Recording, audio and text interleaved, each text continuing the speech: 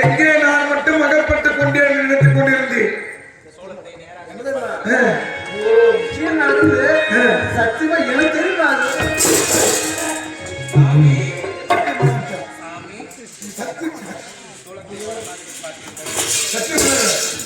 சத்தியமா உங்க பத்திர சொன்னது. சரி, இதுல என்ன ஒரு சந்தோஷம் என்றால் நான் தான் மாற்றிக்கொண்டே நினைத்துக் கொண்டிருந்தேன். ஆனா எனக்கு முன்னாகவே எங்கே இருக்கின்றார்கள்?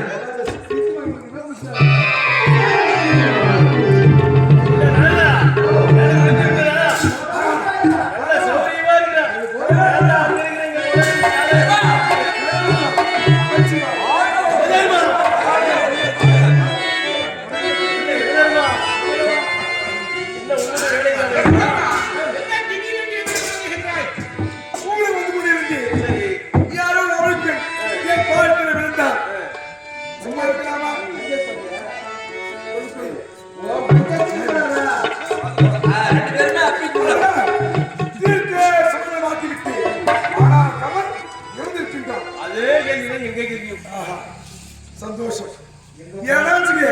நான் வந்து மாற்ற மாட்டேன். இப்ப முன்னூத்தி யாரும் மாட்டுகிறாங்க. மொத்தமா மாட்ட போறேன். தப்பு இல்லை.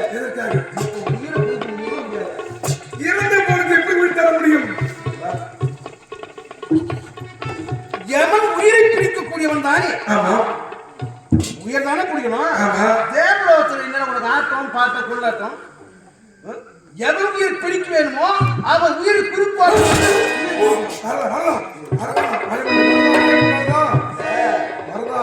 சட்டத்தில் இடம் கிடையாது. என்னால் கொடுக்க முடியாது சொல்றார். இது தேவ ரகசியம். இது தேவ ரகசியம். நீ செய்த காரியம் கொஞ்சம் பொறுமை பேசு. இந்த சிவமணி உயிரை பிடிக்கும் என்பது சட்டத்திலே இல்லை. நீ ஆகமணி உயிரை தான் பிடிக்க வேண்டும். இதற்கு மாறாக தயானந்த உயிரை பிடித்து விட்டார்கள். ஆனா இந்த விஷயம் தேவತೆல்லாம் தெரியாது. தெரிஞ்சா உங்கதி அவர்தான்.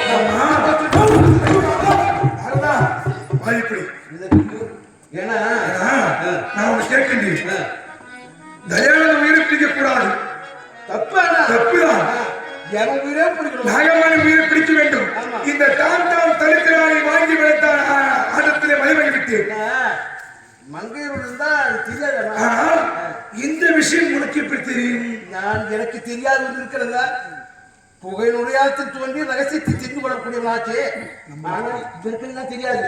எனக்கு தெரியும் இந்த விஷயம் இருக்கட்டும். இருந்தால் முடிவு என்ன? முடிவுதானே வீர தர வேண்டும். என் கடவுள் ஆண்டவன்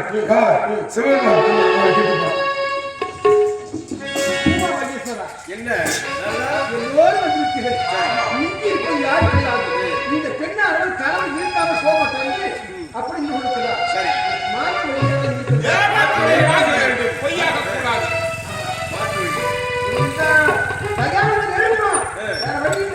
என்ன செய்ய மாட்டா. என்னதான் செய்வது புரியவில்லையே.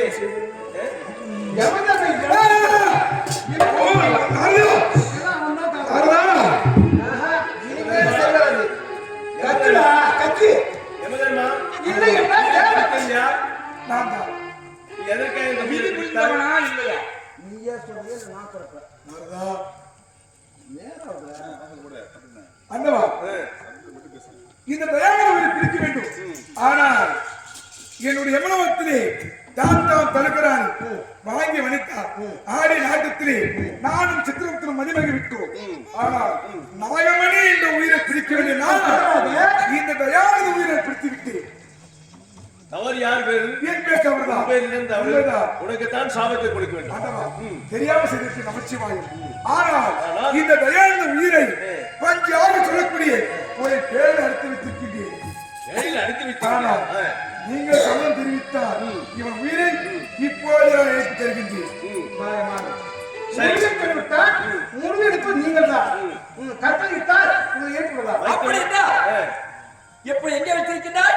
பஞ்சாட்சரங்கள் பேரை வைத்திருக்கின்றேன். அந்த பேரில் இருக்கிறது. ஆமா, அதை எவர்த்து விடு. உங்க தேவன் சொல்லிட்டீங்களா? சம்மதம். நிச்சயமாக உண்மை.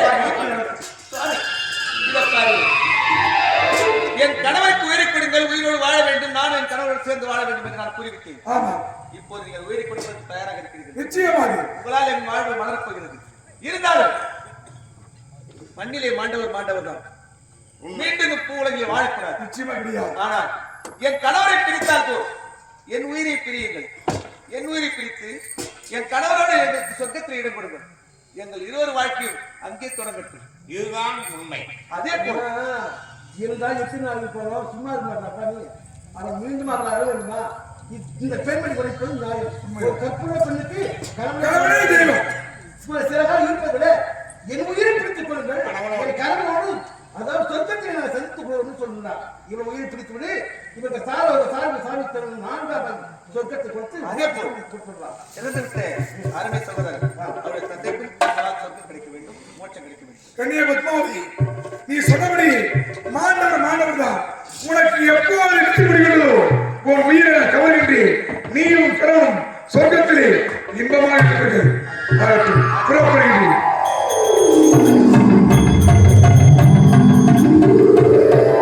யாருக்காக இந்த அதிகாரத்தை வைத்து சொர்க்க பதவி அடைய வேண்டும் என்று பத்மாவதி கேட்டுக்கொண்டால் திருமணம் ஆகாமல் இறந்துபடுத்திருக்கிறான். தாலி கட்டினார். எந்த வாழ்க்கை இன்ப வாழ்க்கை தேவையில்லை. இறந்த என் கணவர் இருந்தால் இருக்கணும். அவர் சொர்க்கம் என்ற பதவி கொடுத்து அங்கு சென்று நானும் இறந்து அவரோடு சேர்ந்து சொர்க்கத்தில் வாழ இல்லையா, எனக்கு உயிரோடு வேண்டாம் என்று அவர் கேட்டுக்கொண்டார். அதற்கு அனைத்து மும்மூர்த்தி தேவர்கள் மும்மூர்த்தி அவர்கள் ஒன்று கூடி இப்போது தயானனுக்கும் அவர் தந்தை ஏழுமலைக்கும் சொர்க்க பதவியை கொடுத்து மோட்சம் போக வேண்டும். சாமிக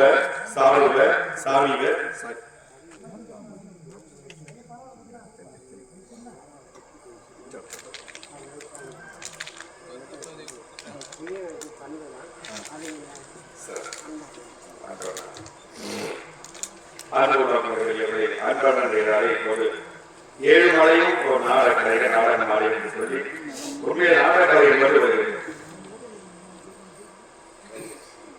அதாவது நாட்டுப்புற கலை என்பது முதல் தெருக்கூத்து சிவனாடியது. நாளை ஒன்றால் சிவராத்திரி, மகா சிவராத்திரி. சிவனாடி தெருக்கூத்து அது நம்ம அம்சமாக எழுதலாம். இந்த மேலை நாடகம், இந்த மேலை நாடகத்தின் வாயிலாகத்தான் திருவிழாக்கள், இறைவனுடைய இந்த அழகான உருவங்கள், தோற்றங்கள், ஒரு இறந்தவருக்கு ஏறக்கூடிய அதாவது மோட்சம் சாகிக்கும் நான்காம் பதவி, அதான் மோட்ச சாம்பராக. நாமெல்லாம் ஆண்டவனுடைய வெளியினா போய் நம்ம நல்ல பெரிய பணக்காரன் ஆகணும், எனக்கு நிறைய செல்வாக்கு வேணும், ஒரு பெரிய வரணும், அதெல்லாம் எடுத்தாரு. இறைவன் கொடுத்த விதிகளும் யாராவது என்னவோ அந்த வாழ்க்கை தானாக அமையும். நாம் ஏற்றிக்கொள்வது அதாவது இறைவா நீங்களும் எனக்கு இந்த மண்ணில் பிறவா வரமே, இந்த பிறவியிலிருந்து அனுபவிக்கிறது போதும், மீண்டும் மண்ணில் பிறவா வந்தது முன்னோடு என்னை சேர்த்துக்கோள் என்று எல்லா தேவையும் வெளியிடும்.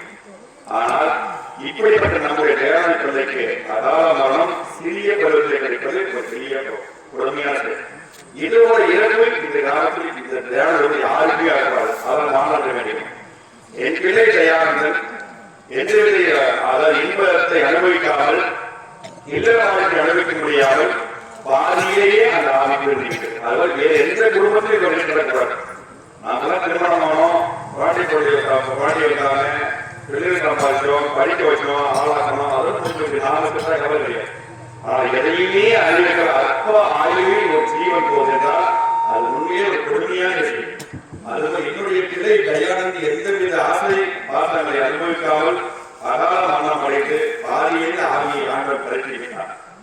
உண்மையிலே கலாச்சாரம் இருக்கிறது. 7 மணி இறந்து மகன் இருந்தால் குடும்பத்திற்கு பாய்க்கும். உண்மை.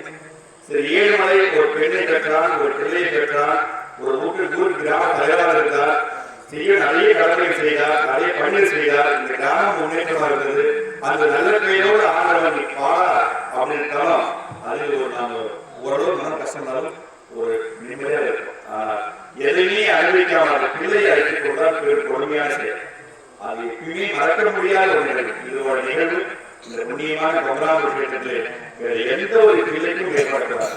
நன்றாக வளர்ந்து ஆளாகி திருமணமாகி பிள்ளை எடுத்து இன்பத்துன்பங்களை அனுபவித்து ஆண்டவன் அந்த 60 வயது 70 வயதுக்கு மேல அந்த முதிய பருவத்தில் ஒரு தீவிர செய்தால் அது எந்த பாவமும் கிடையாது. அது புண்ணியத்தை அதால் நம்ம ஏற்படுவதாக நாங்களும் ஆண்டவன் வேண்டிக் கொள்கிறோம்.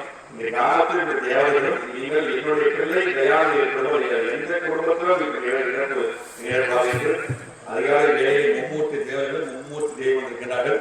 இப்போது பிறந்து இருப்பது தயானந்தன், இருமலையில் இருக்கின்றார். இந்த 2 ஆத்மாக்களும் மீண்டும் இந்த மண்ணில் பிறவாமல் உங்களோடு சேர்த்துக் கொண்டு சிவனுக்கு உரிய சிவலோக பதவியும் எம்பெருமான் நாராயணபுர வைகுந்த பதவி கொடுத்து 2 ஆத்மாக்களை புண்ணிய ஆத்மாக்களாக சொர்க்கலோகத்தில் இடம்பெற வேண்டும். அந்த குடும்பத்திற்கு நல்ல ஆதரவு கொடுத்து இருக்கின்ற பெண் பிள்ளைகள், ஒரு குடும்பத்தில் ஒரு ஆண் துணை இருந்தாலும் ஒரு குடும்பத்தை இல்லற வாழ்க்கை இன்பமாக இருக்கும். ஆண் துணை இல்லாமல் கஷ்டப்படுகின்ற என்னுடைய பிள்ளைகளுக்கு எந்த குறை இல்லாமல் தெய்வமாக நீங்கள் குறையில்லாமல் அந்த இருவரையும் நல்ல அந்த மகளுக்கு நல்ல வரன் அமைந்து வருகின்ற மணாளன் அந்த குடும்பத்திற்கு மகனாக இருந்து அந்த தயானந்த இடத்திலே வருகின்ற மருமகன் அந்த குடும்பத்திலிருந்து அந்த குடும்பத்தை காப்பாற்ற வேண்டும் என்று எல்லோரும் தயவுசெய்து வேண்டிய நாங்கள் வேண்டிய மகன் இல்லாத குடும்பத்திற்கு வருகின்ற மருமகன் அதெல்லாம் நான் அனுபவித்து அது நான் சொல்றேன். நேரில் பேச ஒரு ஆம்பளை குடும்பத்திற்கு பெண்ணுக்கு வருகின்ற மருமகன் தான் மகனாக இருக்கிறேன். அந்த மகன் தான் வெற்றி பிரிச்சு என்ற தாயாருக்கும் மகளுக்கும் அந்த இன்பத்தை கொடுக்க வேண்டும். நாம் ஆளுநர்கள் நல்ல குடும்பத்தை நல்லா காப்பாற்று. அதான் உண்மை. இப்ப நீங்க அப்படி உட்கார்ந்து இருக்கீங்க, நான் உங்களை பார்த்து பேசலாம். ஆனா இந்த 2 உருவங்களும் எங்களை பார்க்கிற போதே தலைவர் தாங்க முடியல. இப்ப தயாரண்டும் 7 மணி எங்களை பார்க்கிற மாதிரியே அந்த பார்வை இருக்கும் போது பேசும்போதுதான் எங்களை பார்க்கிற மாதிரியே அந்த உணர்வு இருக்கிறது. அது தாங்க முடியல. அந்த புகைப்படத்தினுடைய அந்த அம்சம் அப்படி இருக்கின்றது. உண்மையாக தயானதை பார்த்து பேசணும் தோன்றுகிறது, 7 மணி பார்த்து பேசுற மாதிரி தோன்றுகிறது. ஆனா இது போல ஒரு அகால மரணம் எந்த குடும்பம் சத்தியமா ஆகிக்கூடாது. கிராமத்தில் தேவைக்கு சக்தியும் ஒன்று இருந்தால் எந்த குடும்பத்திலும் இப்படிப்பட்ட ஒரு அகால மரணம் ஏற்படக்கூடாது.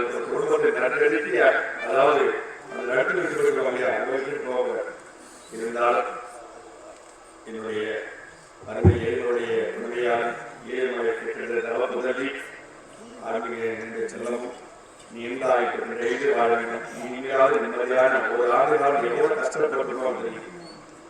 அந்த கஷ்டம் இனிமே இல்லாமல் நல்ல வாழ்க்கை ஆணை கொடுத்து அந்த பிள்ளைக்கு நல்ல ஒரு வரனை கொடுத்து நல்ல ஒரு வேலையை கொடுத்து சந்தோஷம் இருக்க வேண்டும் என்றால் இந்த 2 தெய்வங்களும் தெய்வமாக இந்த குடும்பத்தை காப்பாற்ற வேண்டும். நாங்கள் நிச்சயமாக அம்பாவை நினைக்க வேண்டும், ஈஸ்வரனை நினைக்க வேண்டும்.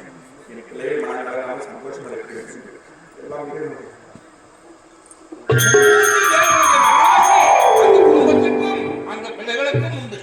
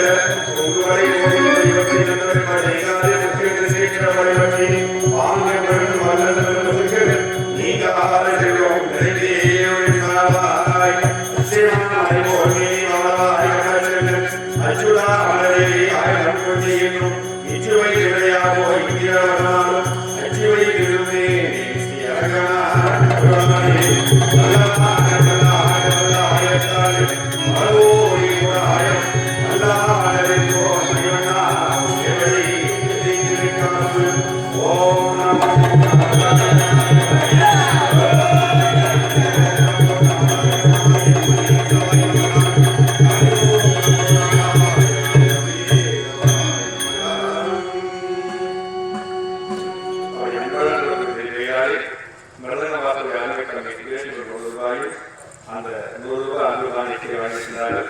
நீண்ட வாழ வேண்டும். அப்படிப்பட்ட இந்த உண்மையை கேட்கிறதிலே பிள்ளைகள் எந்த குறையில்லாமல் இனிமையான வேலையிலே அம்பாலையும் நாராயணையும் ஈஸ்வரனை வேண்டிக் கொள்கிறோம். அந்த குடும்பம் இங்கே தெய்வமாக இருந்து 7 மலையும் தயானதும் பெற்ற நடையும் மனைவியும் விட்டு பிரிந்த 7 மலை அந்த குடும்பத்திற்கு நல்ல ஆதரவு யார் மூலமாவது ஒரு மூலமாக கொடுத்து அந்த பாக்கியத்தை கொடுக்க வேண்டும் என்று அந்த 2 ஆத்மாக்கள் வேண்டிக் கொண்டு 2 ஆத்மாக்கள் புண்ணிய சொற்குலமாக போகிற அம்பாவை வேண்டிக் கொள்கிறோம். நமோ நாராயண